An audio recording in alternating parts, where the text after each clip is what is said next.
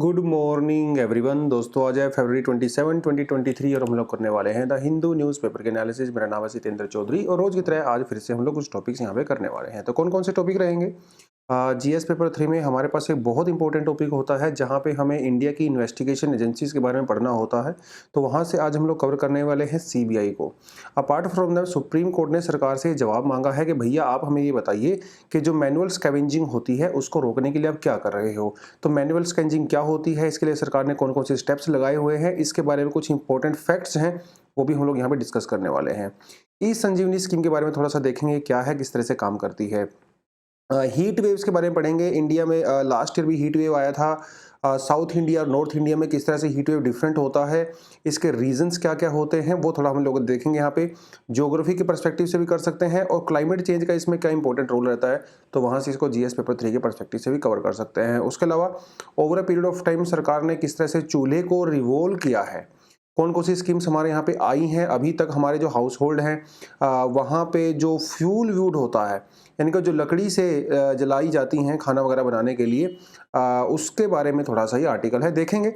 I would note से कि बहुत ज़्यादा इंपॉर्टेंट है, लेकिन येस एग्जाम वगैरह में कई बार एग्जाम्पल देने के में आपकी काफ़ी हेल्प कर सकता है। ठीक है जी, चलिए। लेकिन उससे पहले पहली तो बात ये अनाउंसमेंट ही करता हूँ रोज़ मैं आपको, कम से कम वीडियो को लाइक किया करो यार, जो भी आप देखते हो। ऑफ कोर्स आप इसलिए देखते हो, आप पसंद करते हो, हम आपके लिए एफर्ट लेते हैं। और नीचे कमेंट सेक्शन वगैरह में अपनी अटेंडेंस वगैरह आप दे सकते हैं। चलिए, आज इतिहास में एक बहुत इम्पोर्टेंट और एक बहुत सैड एक इंसिडेंट हुआ था। आज चंद्रशेखर आज़ाद जी की आज बरसी है, एनिवर्सरी है, इनकी डेथ एनिवर्सरी है बेसिकली। बड़ा अनफॉर्चुनेट से इंसिडेंट हुआ था और इनके बारे में थोड़ा सा डेफिनेटली हमें जानना चाहिए। एक बहुत ही जाने माने और मतलब भगत सिंह और चंद्रशेखर आज़ाद, इनका नाम जो है एक साथ लिया जाता है, तो बहुत बड़े रेवोल्यूशनरी रहे, बहुत बड़े। इनकी लाइफ की बायोग्राफी भी हम लोगों को पढ़नी चाहिए डेफिनेटली। तो अगर आपने किसी ने बायोग्राफी पढ़ी है तो नीचे कमेंट सेक्शन में बताएं कि कौन सी बायोग्राफी आपने प्रेफर किया था, ताकि दूसरे स्टूडेंट भी जान सकें। तो इनकी लाइफ बहुत इंस्पायरिंग रही है और 1906 में मध्य प्रदेश में जो है गांव में इनका जन्म हुआ था। तो वैसे तो इनका पूरा नाम जो है चंद्रशेखर तिवारी है। लेकिन जब गांधी जी ने नॉन कोऑपरेशन मूवमेंट चलाया था 1920s में, तो उसमें इन्होंने बहुत बढ़ चढ़ के पार्टिसिपेशन किया था। इनके साथ के दूसरे बच्चे भी रहे होंगे, 15 साल में तो बच्चे ही कहेंगे इनको। He was just a child. उनको इनको अरेस्ट भी किया गया ब्रिटिशर्स के द्वारा जब वो 15 साल के थे, during the movement of non cooperation movement. But हुआ ये, जब इनको जज के सामने लेके आया गया तो जज ने पूछा, बेटा बताओ तुम्हारा नाम क्या है। तो इन्होंने कहा चंद्रशेखर आज़ाद। आज़ाद मतलब फ्री। पूछा बेटा अच्छा बताओ तुम्हारे पिताजी का नाम क्या है। तो इन्होंने कहा स्वतंत्रता। तो और इन्होंने बताया बेटा तुम्हारा रहते कहाँ हो, घर कहाँ है तुम्हारा। तो इन्होंने कहा जेल। तो 15 साल के बच्चे में इतना जोश, इतना देश सेवा के लिए, इतनी देशभक्ति के लिए इतना जज्बा, अपने आप में ही बहुत बड़ी बात है। आजकल के देखिए बच्चे क्या कर रहे हैं, गेम्स खेलते हैं दिन भर में। ये नहीं कहता अब तो कोई गुलाम नहीं है, देश की आज़ादी की लड़ाई लड़ो, लेकिन कम से कम अपनी ज़िंदगी के लिए लड़ाइयाँ तो लड़नी चाहिए कम से कम, राइट। चलिए, एनीवेज, तो वो सब चीज़ें चली। तो जब नॉन कोऑपरेशन मूवमेंट ख़त्म हो गया तो उस समय बहुत सारे जो यंग हुआ करते थे रेवोल्यूशनरीज या फ्रीडम फाइटर्स, जिनके मन में थी हम देश को आज़ाद करवाएंगे, तो बहुत बच्चों का दिल टूटा उस टाइम पे, यंग लोगों का दिल टूटा। जिसमें से एक ये भी थे, भगत सिंह भी उसी कैटेगरी से आते हैं। तो उसमें ये भी थे। तो उन्होंने बाद में क्या किया, इन्होंने HRA को ज्वाइन कर लिया, हिंदुस्तान रिपब्लिक एसोसिएशन, जो कि पीसफुल प्रोटेस्ट में बिलीव नहीं करते थे, ये वायलेंस में बिलीव किया करते थे। ठीक है, कि वायलेंस के द्वारा हम लोग ब्रिटिशर्स को यहाँ से भगा देंगे, ब्रिटिश के जो ऑफिसर्स हैं उनको मारेंगे एंड ऑल दैट, जो आपको बहुत अच्छे से पता है कि रेवोल्यूशनरी किस तरह से काम किया जाता है वहाँ पे। तो उसको इन्होंने यहाँ पे ज्वाइन किया और ये जो ऑर्गेनाइजेशन ऑर्गेनाइजेशन है, इसे सचिंद्र नाथ सान्याल, नरेंद्र मोहन सेन, बेसिकली वेस्ट बंगाल वाले रीजन में जो है इसको बनाया गया था। शुरुआत में हमारे पास एक बांग्लादेश के अंदर एक अनुशीलन समिति, तब तो वेस्ट बंगाल ही हुआ करता था, अभी बांग्लादेश हो गया है। तो उस समिति से निकले थे कुछ लोग, ये जो सान्याल जी हैं, जो गांगुली जी हैं, उन्होंने मिलकर जो है इसको बनाया था। और इसमें बहुत सारे मेंबर थे, भगत सिंह, चंद्रशेखर आज़ाद बाद में ऐड हुए इसमें, सुखदेव, राम प्रसाद बिस्मिल, रोशन सिंह वगैरह सब लोग उसमें आए। और ये अपने ऑर्गेनाइजेशन को फंडिंग कैसे किया करते थे, जो ब्रिटिश ऑफिसर्स हुआ करते थे या ब्रिटिश जो ऑफिस हुआ करते थे उनको रॉबरी किया करते थे। तो शुरुआत में छोटी मोटी रॉबरी हुआ करती थी फंडिंग वगैरह करने के लिए, लेकिन फिर काकोरी कॉन्स्पिरेसी हुई जिसमें पूरी ट्रेन को लूटा गया। आपने वो पूरा देखा ही होगा, फिल्मों वगैरह में बहुत यूज़ होता है उसका। तो उसमें बहुत एक्टिव मेंबर थे चंद्रशेखर आज़ाद जी। जो रॉबरी हुई थी नियर लखनऊ के पास में जगह पड़ती है काकोरी, आज भी वो स्टेशन है, आप वहाँ पे जा सकते हो, देख सकते हो। तो वो सब चीज़ें हुई और फिर केस वगैरह चला, वो सब आपको बहुत अच्छे से पता ही है, बहुत सारे मेंबर्स के ऊपर एचआरए के। बाद में खैर एचआरए को इन्होंने नए नाम से लॉन्च किया, एचएसआरए। उसमें सोशलिस्ट वर्ड इन्होंने यहाँ पे ऐड कर दिया, तो हिंदुस्तान सोशलिस्ट रिपब्लिक एसोसिएशन। फिर बाद में अब उसके ही किसी मेंबर से मिलने गए थे उस समय, और वेरी वेल के भाई इलाहाबाद में प्रयागराज जिसको हम कहते हैं, वहाँ पे एक पार्क है, आज भी वो पार्क है, और ये वहाँ पे गए और एल्फ्रेड पार्क बोलते हैं उसको। और इनके ही किसी टीम के किसी सदस्य ने गद्दारी की, इनके साथ बिट्रेल किया, ब्रिटिशर्स उनकी लोकेशन बता दी, पार्क में इनको चारों तरफ से घेर लिया गया, बीच में अकेले थे। और वेरी वेल तो इन्होंने कसम खाई थी कि मैं किसी ब्रिटिश की गोली से कभी नहीं मरूंगा। ठीक है, तो लास्ट की जब गोली बची थी इनकी जो बंदूक में, तो उससे इन्होंने जो है काइंड ऑफ सुसाइड जो है इन्होंने वहाँ पे उस समय किया। तो आज भी देख सकते हो वो बंदूक वगैरह आज भी वहाँ पर म्यूजियम में रखी हुई है, वो कपड़े जो इन्होंने पहने थे, तो आप देख सकते हो। तो बहुत बड़ी पर्सनैलिटी रही हैं, ऐसे कितने सारे ऐसे रिवोल्यूशनरीज रहे होंगे, फ्रीडम फाइटर्स रहे होंगे जिन्होंने हमारी आज़ादी के लिए जो है भैया अपनी जान तक कुर्बान कर दी। आजकल तो अपनी थोड़ी उंगली भी कट जाती है तो कितना दर्द होता होगा भाई, और कोई जान को हथेली पे लेके चल रहा है किसी बड़े कोज के लिए, उसमें उनको कुछ पर्सनली थोड़ी ना मिल रहा है, दूसरों के लिए ही तो कर रहे हैं। तो सोच के देखिए कितना सोच में फ़र्क हो सकता है। तो ऐसे जो वीर हैं जिन्होंने हमें आज़ादी दिलवाई और एक फाउंडेशन तैयार किया सोसाइटी के लिए, तो ऐसे लोगों के लिए तो यह एक सलाम बनता है। तो नीचे कमेंट सेक्शन में सारे बच्चे जय हिंद जो है वो टाइप करें और इनको अपनी तरफ से श्रद्धांजलि दें। चलिए जी, नेक्स्ट टॉपिक आता है सीबीआई से। सीबीआई देखिए दिल्ली में क्या चल रहा है, सिसोदिया जी को क्यों अरेस्ट किया है, एक्साइज पॉलिसी के बारे में पहले हम लोग बात कर चुके हैं, तो इसमें ज़्यादा नहीं जाएंगे, पॉलिटिक्स में नहीं घुसेंगे। लेकिन यस, इस पूरे केस में सीबीआई एज एन ऑर्गेनाइजेशन बिल्कुल सेंटर में रखी गई है और सीबीआई पूरे कार्रवाई को देख रही है। तो इस पर्सपेक्टिव से सीबीआई के बारे में हमें डेफिनेटली कुछ ना कुछ पता होना चाहिए। देखिए बात यह है कि जब वर्ल्ड वॉर 2 चल रहा था तो ब्रिटिशर्स की जितनी मशीनरी थी वो वर्ल्ड वॉर 2 के अंदर एंगेज हो गई थी। उस समय बहुत सारा फंडिंग इधर से उधर हो रहा था, तो लार्ज स्केल करप्शन हो रहा था बेसिकली ब्रिटिश पूरे एडमिनिस्ट्रेशन के अंदर में। तो उस करप्शन को दूर करने के लिए ड्यूरिंग वर्ल्ड वॉर 2 तो एक स्पेशल पुलिस एस्टेब्लिशमेंट को सेटअप किया गया 1941 में, ठीक है, अंडर अ डीआईजी। बाद में एक ऑर्डिनेंस लेके आई ब्रिटिश गवर्नमेंट 1943 में, और फिर क्या हुआ, ये जो स्पेशल पुलिस एस्टेब्लिशमेंट थी इसे प्रॉपर तरीके से सेटअप कर दिया गया। अब वर्ल्ड वॉर 2 तो ओवर हो गया 45 में, लेकिन सीबीआई एज एन ऑर्गेनाइजेशन उसको सोचा उन्होंने कि चलो इसे कंटिन्यू करते हैं क्योंकि इसने काफ़ी अच्छा काम किया था। Then Delhi special police establishment act 1946 पास किया गया, उसके अंडर में सीबीआई काम करती है। देखिए सीबीआई अपने आप में कोई स्टैट्यूटरी बॉडी नहीं है, एग्जाम में अगर आ जाता है आपके पास क्वेश्चन तो, ठीक है, लेकिन इसके पास जो इन्वेस्टिगेशन करने की पावर है वो कहाँ से आती है, Delhi special police establishment act से आती है 1946। ये आज़ादी से भी पहले का बना हुआ कानून है, ठीक है। तो ये हमारी कंट्री के लिए सबसे बड़ी इन्वेस्टिगेशन एजेंसी है। कन्विक्शन जो रेट है सीबीआई के अंदर वो 65 से लेकर 70% तक रहता है, और ये काफ़ी अच्छा कन्विक्शन रेट होता है। एफबीआई का कन्विक्शन रेट भी 75-80 के आसपास ही रहता है। तो दुनिया की one of the most successful and the best investigation agency में जो है सीबीआई को गिना जाता है। बहुत सारे केस होते हैं जो सीबीआई करती है, चाहे वो कस्टम के रिगार्डिंग हो, central excise, export import control, income tax, foreign exchange, crime जो होते हैं, सीबीआई किसी भी तरह के केस की जांच कर सकती है। सीवीसी जो अपना रहता है सेंट्रल विजिलेंस कमीशन, उसके सुपरविजन में जो है सीबीआई काम करती है, ठीक है, in matter pertaining to the prevention of the corruption act. दो प्रिवेंशन ऑफ करप्शन वाले एक्ट वाले जो केस होते हैं वो सीवीसी के अंडर में आते हैं, ठीक है। तो ये जो केस यहाँ पे आया है इस सिसोदिया जी का, तो ये भी जो है कहीं ना कहीं इसी के अंदर में आया है, सीबीआई के अंदर में आया है, ठीक है। सीबीआई किस तरह के केस हैंडल करती है, anti corruption crime for investigation of the cases under the prevention of the corruption act, जो कि सीवीसी के अंडर सुपरविजन में होता है। Economic crimes, fake Indian currency notes, bank fraud वगैरह रहते हैं, साइबर क्राइम किए जाते हैं, इंपोर्ट एक्सपोर्ट वाले जो भी क्राइम रहते हैं, large scale smuggling of narcotics वाला जो इशू रहता है, एंटिक्स जो रहते हैं पुराने स्कल्पचर्स वगैरह के लोग चोरी वगैरह कर लेते हैं, painting and all that, culture property होती है ये हमारी, तो ये सारे केस सीबीआई देखता है। उसके अलावा कुछ स्पेशल क्राइम्स जो जो इंडियन पिनल कोड के अंडर में आते हैं, स्टेट गवर्नमेंट भी सीबीआई को केस ट्रांसफ़र कर सकती है, ठीक है। और सुप्रीम कोर्ट या हाई कोर्ट भी सीबीआई को केस ट्रांसफ़र कर सकती हैं, जो जैसे टेररिज्म हुआ, बॉम्ब ब्लास्ट, किडनैपिंग वगैरह जो होती है, फिरौती वगैरह मांगी जाती है, ठीक है, अंडरवर्ल्ड या माफिया के द्वारा जो केस होते हैं वो सीबीआई को सौंप दिए जाते हैं। कई केस में सीबीआई खुद से भी सू मोटो जो है वो केस अपने अंडर ले सकती है अगर वो यूनियन टेरिटरी के अंदर में आता है। तो ये कुछ कुछ चीज़ों को पता होनी चाहिए। देखिए लिखा है इस पॉइंट के अंदर that government of India can authorize CBI to investigate a crime in a state but only with the consent of the concerned state। किसी भी स्टेट के अंदर सीबीआई को अगर कार्रवाई करनी है तो उससे पहले स्टेट की परमिशन लेनी पड़ती है।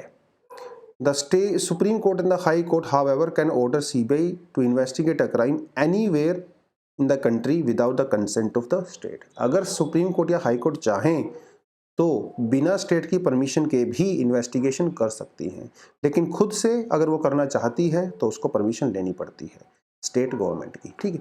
ये थोड़े से पॉइंट आपके लिए मैंने एक्स्ट्रा यहाँ पे डाल दिए थे। ये कंटेंट वेंटेंट जो है यहाँ पे नहीं दिया जाता है, ये तो सब आपके लिए एक्स्ट्रा मेहनत किया जाता है। चलिए बच्चों, supreme court asked government what it had done to end the manual scavenging. अभी कई सारी ऐसी रिपोर्ट आ रही हैं न्यूज़पेपर वगैरह में, कई सर्वे वगैरह हो रहे हैं जिनका ये कहना है कि अभी भी इंडिया में जो मैनुअल स्कैवेंजिंग है वो कंटिन्यू चल रही है। हालांकि मैनुअल स्कैवेंजिंग को इलीगल डिक्लेयर किया जा चुका है by a law, but illegal तो भैया हमारे देश में बहुत चीज़ें हैं। इलीगल तो डाउरी भी है, इलीगल तो सेक्सुअल अब्यूज़ भी है, इलीगल तो डोमेस्टिक वायलेंस भी है, इलीगल तो चाइल्ड मैरिज भी है, इलीगल तो सिंगल यूज़ प्लास्टिक का भी है। किसी चीज़ को इलीगल डिक्लेयर करने से मतलब ये थोड़ी ना कि प्रैक्टिस खत्म हो जाएगी। ग्राउंड पे क्या हो रहा है, इम्प्लीमेंटेशन क्या हो रहा है, वो ज़्यादा ज़रूरी है, समझ रहे हो। तो सुप्रीम कोर्ट ने यही कहा कि भाई आप हमें ये बताइए कि एक्चुअली में ऑन द ग्राउंड आपने क्या स्टेप लिए हैं मैनुअल स्कैवेंजिंग को ख़त्म करने के, वो यहाँ पे पूरा मामला बनता है। मैनुअल स्कैवेंजिंग के आपने बहुत बार सुना होगा, जो सफाई कर्मचारी होते हैं वो क्योंकि जो मैन होल होते हैं, जो सीवरेज वगैरह होती हैं, वहाँ पे टॉक्सिक गैस बन जाती हैं, है ना, मीथेन वगैरह वहाँ पे और भी कई सारी टॉक्सिक गैसेस हो जाती हैं। तो जैसे ही ढक्कन खोल के स्कैवेंजर्स, जो मैनुअल स्कैवेंजर्स रहते हैं, सफाई कर्मचारी, जैसे ही वो उसके अंदर जाते हैं तो वो टॉक्सिक गैस का शिकार हो जाते हैं और बहुत बार आपको पता है उसकी डेथ भी हो जाती है सीवरेज लाइन्स वगैरह के अंदर में। ये आपको बहुत अच्छे से पता है। मैनुअल स्कैवेंजिंग को ऑलरेडी अपना जो एम्प्लॉयमेंट होता है manual scavenging and the construction of dry latrine act 1993 और prohibition of the employment as a manual scavengers and their rehabilitation act 2013 दोनों के तहत ही मैनुअल स्कैवेंजिंग को इलीगल डिक्लेयर किया जा चुका है। बट मैनुअल स्कैवेंजिंग होती क्या है, उसको कैसे डिफाइन कर सकते हो? It is defined as the removal of the human excrement from the public streets and dry latrines, cleaning septic tanks, gutters and sewers। तो जो सीवर्स होते हैं, गटर्स होते हैं, जो घरों में लैटरिंग होती हैं, उसको सफाई जो की जाती है ड्राई लैटरिंग की, जो ह्यूमन एक्सक्रीमेंट होता है यानी कि जो लोग पोटी वगैरह कर देते हैं उसको उठाया जाता है गलियों वगैरह से। इस सब एक्टिविटी में जो भी पर्सन इन्वॉल्व होता है उसे मैनुअल स्कैवेंजर, ह्यूमन स्कैवेंजर कहते हैं, ठीक है। तो ये एक चीज़ हो गई। इंटरनेशनल लेबर ऑर्गेनाइजेशन जो है वो डिस्टिंग्विश करती है मैनुअल स्कैवेंजर को तीन तरह से। रिमूवल ऑफ द ह्यूमन एक्सक्रीमेंट यानी कि जो इंसान की जो पोटी होती है वो अगर आप उसको स्ट्रीट से उठाया जाता है या ड्राई लैटरिन से, उसे कहेंगे। Cleaning septic tanks, yes, and cleaning gutters and the sewers. Basically जो इंडियन कानून के अंदर डेफिनेशन है वही सेम डेफिनेशन जो है इंडियन इंटरनेशनल लेबर ऑर्गेनाइजेशन के द्वारा भी है। 2011 के अंदर जो कास्ट सेंसस हुआ था, सोशो इकोनॉमिक कास्ट सेंसस, उसके अकॉर्डिंग इंडिया में जो है 1,80,000 के आसपास मैनुअल स्कैवेंजर्स हैं। बट सफाई कर्मचारी आंदोलन जो है उसका ये कहना है कि इंडिया में नहीं, कम से कम 1.2 मिलियन यानी कि 10-12 लाख के आसपास अभी लोग जो है मैनुअल स्कैवेंजिंग करते हैं।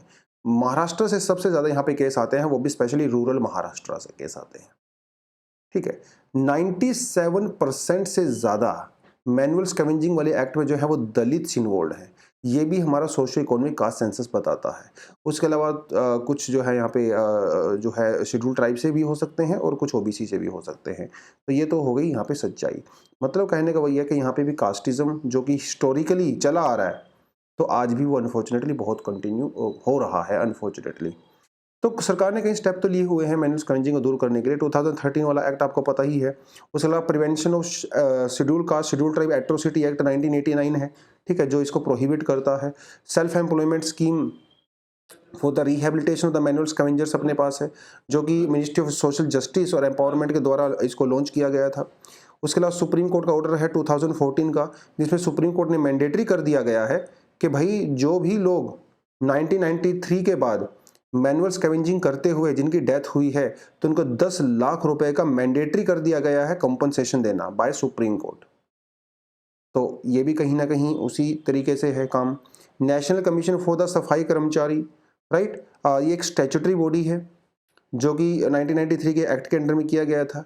इसका जो मेन काम होता है, main aim of the commission is to promote and safeguard the rights of the safai karmachari. National सफाई कर्मचारी फाइनेंस एंड डेवलपमेंट कॉर्पोरेशन अपने पास है। स्वच्छ भारत मिशन के तहत भी जो कंस्ट्रक्शन ऑफ जो टॉयलेट होती है और उसको ऑन साइट सैनिटेशन सिस्टम के द्वारा जो है किया जाता है, लाइक उसके अंदर सेप्टिक टैंक हो गया या जो प्रॉपर तरीके से जो जो वेट लैट्रिन होती हैं, ठीक है, वो सब यहाँ पे रहता है। Atal mission for the rejuvenation and the urban transformation, तो अमृत के तहत भी जो है इसके अंदर 500 सिटीज़ को आइडेंटिफाई किया गया है, जिसमें जो है वो लाइक सीवरेज ट्रीटमेंट प्लांट रो वगैरह सब लगाया जाता है। तो ये कुछ स्टेप जो है आप अपने एग्जाम के परस्पेक्टिव से डेफिनेटली दे सकते हो। ठीक है जी, चलिए।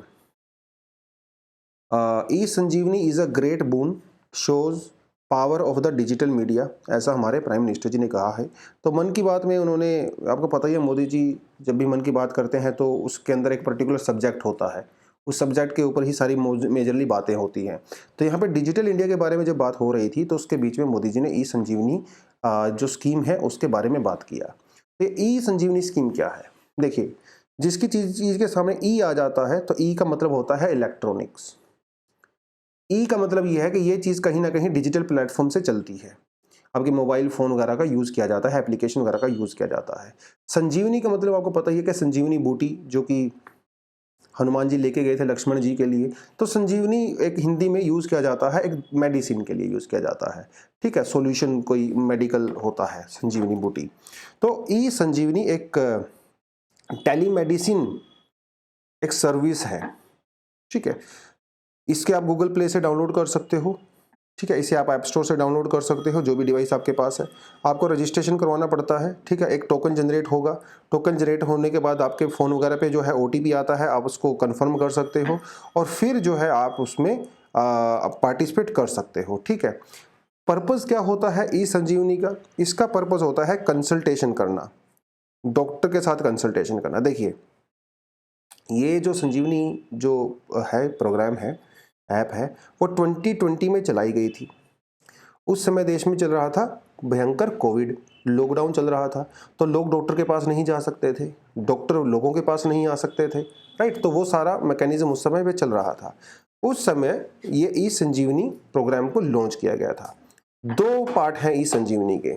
पहला रहता है ई संजीवनी ABHWC, डॉक्टर टू डॉक्टर। दूसरा रहता है ई संजीवनी OPD, यानी कि out patient department.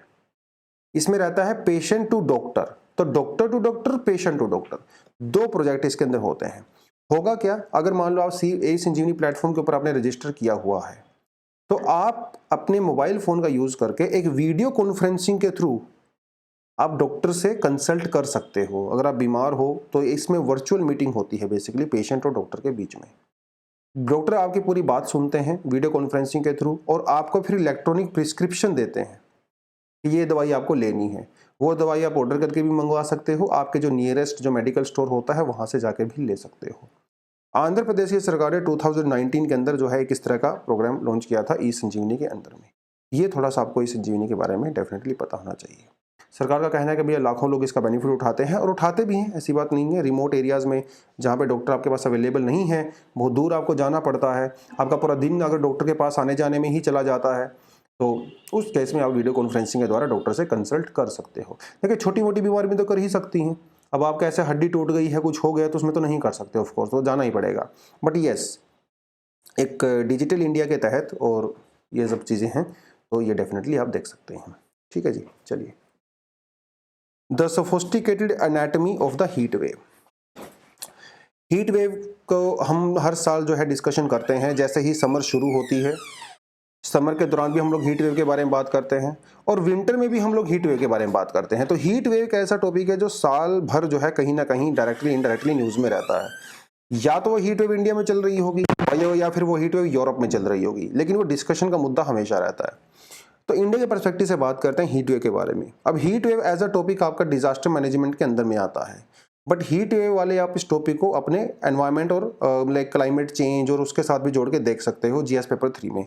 Heat wave as a concept, as a mechanism आप इसको अपने ज्योग्राफी वाले टॉपिक से भी जोड़ के देख सकते हैं। तो जहां भी आपका मन करे आप इसको एडजस्ट कर लीजिए, क्योंकि यूपीएससी जब भी क्वेश्चन पूछता है तो वो कहीं से भी पूछ सकता है। तो हीट वेव की जब आती है तो हीट वेव होता क्या है, हमारा जो इंडियन मेट्रोलॉजिकल डिपार्टमेंट है उसके अकॉर्डिंग हीट वेव का मतलब होता है if the ambient temperature deviates by at least 4.5 to 6.4% from the long term average. Long term average का मतलब आप समझ लीजिए कि एटलीस्ट 50 ईयर्स जो आपके एरिया में एवरेज चल रहा है टेम्परेचर का, अगर टेम्परेचर उससे 4.5 या फिर 6.4 के बीच में इंक्रीज हो जाता है for a certain period of time, तो उसे हम लोग बोलेंगे भैया यहाँ पे हीट वेव चल रही है। या फिर if there is a heat wave if the maximum temperature crosses 45 degree centigrade, 45 से ज़्यादा टेम्परेचर हो जाता है तो वो अपने आप ही हीट वेव की कैटेगरी में आ जाता है इन द प्लेन एरियाज। लेकिन हिली एरियाज के अंदर ये रहता है 37 डिग्री, मतलब शिमला चले गए कहीं मसूरी वगैरह में 37 डिग्री, इसे आप लोग हीट वेव कहते हैं।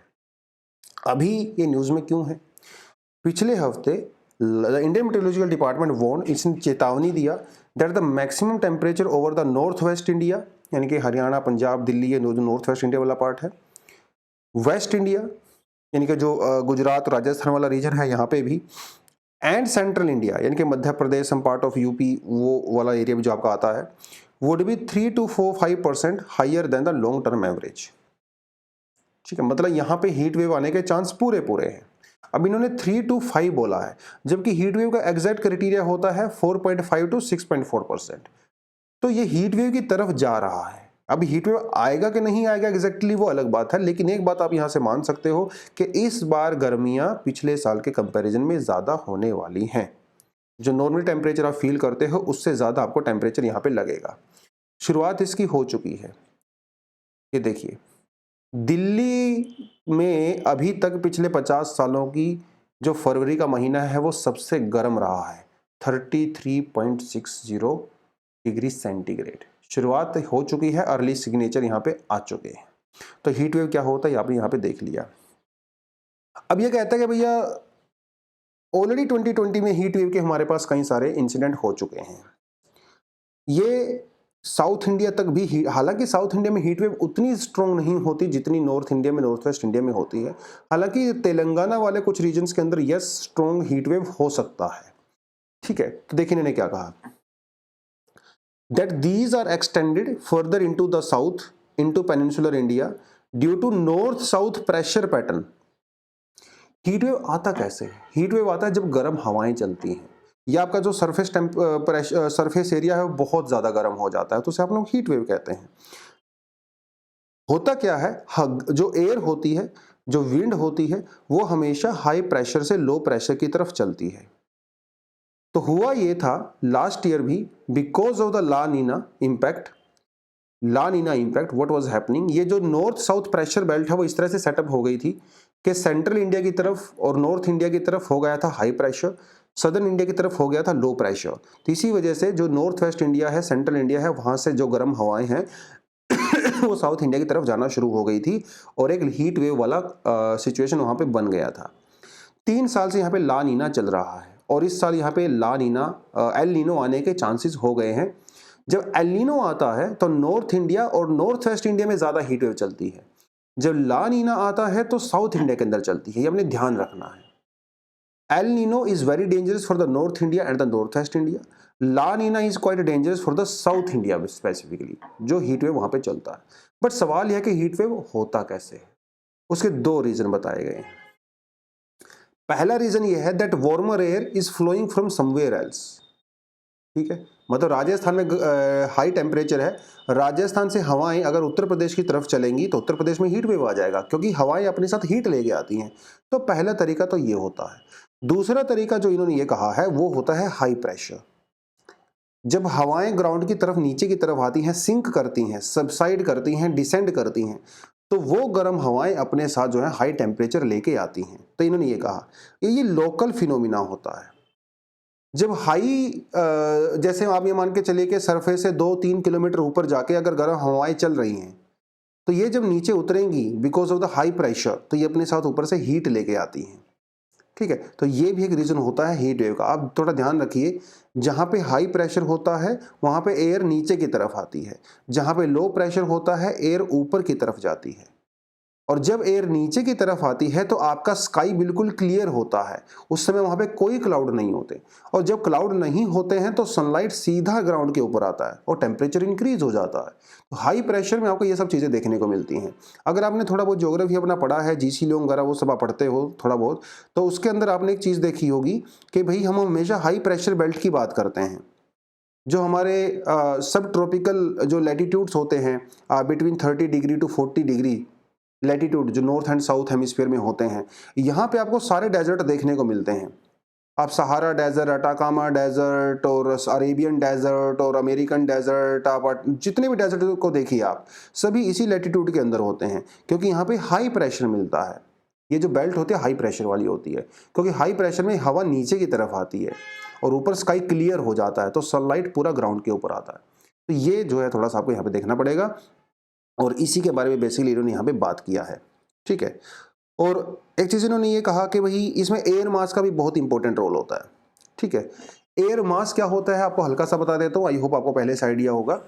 एयर मास का मतलब होता है कि it's a huge chunk of air. ठीक है, और ये जैसे एक एग्जांपल के तौर पे जैसे आपको दूं, जैसे हम लोग वर्ल्ड को देखते हैं तो वहां पे साइबेरिया वाला रीजन आता है ना। आप सेंट्रल चाइना और रशिया वाला जो है साइबेरिया रीजन होता है, उसके ऊपर जो एयर होती है उसे एयर मास बोलते हैं। तो एयर मास बेसिकली हजारों हजारों किलोमीटर की एक एयर का एक पार्सल होता है, जिसके अंदर सिमिलर कैरेक्टरिस्टिक्स होते हैं, उसके एक जैसा टेम्परेचर होता है, एक जैसी ह्यूमिडिटी होती है, और वो एक साथ चलता है। जैसे आर्मी चलती है ना, जिसमें हजारों हजारों सैकड़ों हजारों जो है वो सैनिक होते हैं। तो एयर मास भी एक ऐसा होता है, हवा का बहुत बड़ा टुकड़ा होता है एयर का, और वो एक साथ चलता है। एयर प्रेशर की वजह से भी जो है हीट वेव आता है, क्योंकि ये एयर प्रेशर अगर गर्म होगा तो जहां जहां पे ये एयर मास जाएगा वहां वहां पे अपनी हीट लेके जाएगा, सीधी सी बात है। अब एयर मास डिपेंड करता है वो कितना पुराना है। अगर वो बहुत पुराना एयर मास है, 3-4 दिन, 5 दिन, हफ्ता, 10 दिन पुराना एयर मास है, तो भैया वो बहुत गर्म होता है। अगर वो आधा दिन पुराना, 1 दिन पुराना एयर मास है, तो उतना ज्यादा हीटअप नहीं करता है। देखिए इन्होंने यही कहा कि जो साउथ इंडिया का जो एयर मास है, साउथ इंडिया जैसे अगर मैं यहाँ पे बताएं तो ये हमारा अरेबियन जो है अपना सी है। ठीक है, अरेबियन सी है। तो यहां से एयर मास चलते हैं साउथ इंडिया की तरफ, लेकिन जो नॉर्थ वेस्ट इंडिया है, इसको मैं थोड़ा ऊपर से इरेज कर देता हूं। जो नॉर्थ वेस्ट इंडिया है अपना, ये वाला जो पार्ट है, यहां पे एयर मास कहां से आता है? मिडिल ईस्ट से आता है, सऊदी अरेबिया से आता है, ईरान से आता है, इराक से आता है, अफगानिस्तान से आता है, सीरिया से आता है, वहां से एयर मास आता है। तो ये एयर मास ना 8-10 दिन पुराना होता है। साउथ इंडिया वाला जो एयर मास होता है वो ज्यादा पुराना नहीं होता। और आपको पहले से पता है कि लैंड ज्यादा गर्म होती है एज कम्पेयर टू ओशियन। तो साउथ इंडिया वाली जो हीट वेव है वो इसीलिए उतनी एक्सट्रीम नहीं होती। एक तो ये पानी से आ रहा है, और दूसरा ये इतना पुराना भी नहीं होता है। लेकिन जो हीट वेव भैया नॉर्थ वेस्ट इंडिया में चलती है, बहुत बहुत भयंकर चलती है। पार्ट ऑफ पाकिस्तान, दिल्ली, हरियाणा, पंजाब, यहाँ पे जो चलती है। तो ये कुछ रीजन है हीट वेव के। दोनों India, south India, north India में अलग अलग होता है। तो आप जब एग्जाम में एक्सप्लेन करोगे तब भी आप इसी तरह से एक्सप्लेन करते हो। तो एयर मास वाला कॉन्सेप्ट मैंने आपको बता ही दिया है। नॉर्थ इंडिया के जो अंदर जो एयर मास आता है, नॉर्थ वेस्ट इंडिया के अंदर, वो बहुत दूर से आता है, अराउंड 1600 किलोमीटर। आपने मैंने बता ही दिया है ना, इराक, अफगानिस्तान उधर से आता है। लेकिन साउथ इंडिया वाला जो है अरेबियन सी से आता है, ओनली 200-400 किलोमीटर अवे। तो इसलिए वहां पे इतनी इंटेंस भी नहीं होता है। सोल्यूशन ऐसा चीज का कुछ है नहीं। भाई ये तो एक नेचुरल फिनोमिना भी है। हाँ, लेकिन yes, climate change of course एक लॉन्ग टर्म फिनोमिना है जो ह्यूमन कॉज करते हैं। तो क्योंकि अरेबियन सी में काफ़ी ज़्यादा गर्म हो रहा है पिछले कुछ सालों से as compare to bay of Bengal. तो यहाँ से जो हीट वेव चल रही है वो पहले के कंपेरिजन में थोड़ी इंटेंस हो गई है। अपार्ट फ्रॉम दैट, जब आप मिडल ईस्ट की बात करते हो, जब हम लोग सऊदी अरेबिया या इस पूरे एरिया की बात करते हैं, वो भी काफ़ी गर्म हो रहा है as compare to rest of the world. तो नॉर्थ वेस्ट इंडिया में जो हीट वेव वहाँ से आती है और साउथ इंडिया के अंदर जो हीट जो है इधर से आती है, दोनों ही पहले से ज़्यादा इंटेंस हो रही हैं because of the natural and the man made phenomenas. तो हम लोग क्या कर सकते हैं इसके लिए? पहली बात तो हमें समझना पड़ेगा इस पूरे फिनोमिना को, साइंटिफिक स्टडी करनी पड़ेगी, अर्ली वार्निंग सिस्टम डेवलप करना पड़ेगा। As compare to rest of the world, India में हीट वेव की वजह से जो डेथ होती हैं वो कम होती हैं। इसके पीछे क्या रीजन है हमें अभी तक नहीं पता। हो सकता है अंडर रिपोर्टिंग भी हो सकती है, बट यस अभी तक हमें नहीं पता। सिटी वाइड जो है हम लोगों को सर्वे वगैरह करने की रिक्वायरमेंट है ताकि हर सिटी के हिसाब से स्टेप यहाँ पे लिए जा सकें। तो ये कुछ कुछ चीज़ें यहाँ पे है जो आप थोड़ा देख सकते हैं। चलिए, तो एक बढ़िया मेंस के लिए क्वेश्चन यहाँ पे बन सकता है, what do you understand by heat wave, discuss the reasons and solutions. ठीक है, to address the problem of the heat wave. आराम से इस तरह से क्वेश्चन आ सकता है। तो आप हीट वेव को प्रॉपर तरीके से डिफाइन करिए, उसका मैकेनिज्म बताइए। जब आप उसका मैकेनिज्म बताओगे तो नॉर्थ इंडिया और साउथ इंडिया दोनों में अलग अलग मैकेनिज्म बताना है। और फिर सॉल्यूशन में वही है, early warning system, scientific study, stakeholders, climate change, वो 4-5 चीज़ें जो होती हैं आराम से वो आप ऐड कर सकते हैं। ठीक है जी, चलिए। तो ये आर्टिकल है smoke signals from the renewable energy sphere. आज भी आपने देखा होगा गाँव घर में अगर आप जाते हो तो बहुत सारी महिलाएं आज भी जो खाना बनाती हैं, हमारे घरों में बनता है, वो या तो लकड़ी से बनता है, जो फ्यूल वुड होती है, जो जंगलों वगैरह से कलेक्ट की जाती है, या फिर जो गाय के उपले होते हैं, जो काऊ डंग होती है, गोबर के से जो बनाया जाता है, उससे बनता है। और ये बहुत पोल्यूटेड होता है। इंडोर पोल्यूशन तो होता ही होता है, हेल्थ के लिए बहुत खतरनाक होता है, स्पेशली वीमेन, क्योंकि खाना तो हमारी माताएं ही बनाती हैं। तो over a period of time सरकार ने बहुत सारे स्टेप लिए हुए हैं कि भैया इस चीज़ को थोड़ा सा हम लोग सोल्यूशन इसका ढूंढ सकें। तो उसके बारे में ये पूरा आर्टिकल है। अभी न्यूज़ में क्यों है ये? अभी देखिए, बेंगलुरु के अंदर एक साइंस का एक तरह का एग्जीबिशन टाइप का हो रहा था वहाँ पे। तो वहाँ पे इंडियन ओशन कॉरपोरेशन IOC ने एक स्टोव बनाया। आप यहाँ पे देख सकते हो, ये वो स्टोव है। तो हमारे मिनिस्टर साहब जो है इसको इनोग्रेट करने पहुंचे थे। ठीक है, एक ऐसा स्टोव है ये। तो इनका ये कहना है कि भाई इस स्टोव से धुआं बहुत कम निकलता है। अब वो होगा कि नहीं होगा वो बाद की बात है, लेकिन लॉन्च तो किया गया है। 15,000 रुपये जो है इसकी कीमत रखी गई है। ऑफ कोर्स ये कीमत अपने आप में बहुत ज़्यादा है। तो जो गरीब हाउस होल्ड है तो वो तो नहीं इसको कंज्यूम कर पाएंगे, ले पाएंगे। और लकड़ियाँ कौन यूज़ करता है, काऊ डंग कौन यूज़ करता है? जो गरीब परिवार होते हैं, जो थोड़े से वेल टू डू होते हैं भाई, वो तो सिलेंडर रखते हैं अपने पास। अब ये 15,000 रुपये तो अफोर्ड करने से रहे, ये लोग तो 1,000 रुपये भी अफोर्ड नहीं कर पाएंगे, इनके लिए तो वो भी बहुत ज़्यादा हो जाता है। तो सरकार क्या इनको फ्री में बांटेगी, सब्सिडी देगी? क्या नहीं होगा, कहीं नहीं होगा, उसके बारे में अभी तक कोई बात नहीं की गई है। क्या होगा वो फ्यूचर की बात है।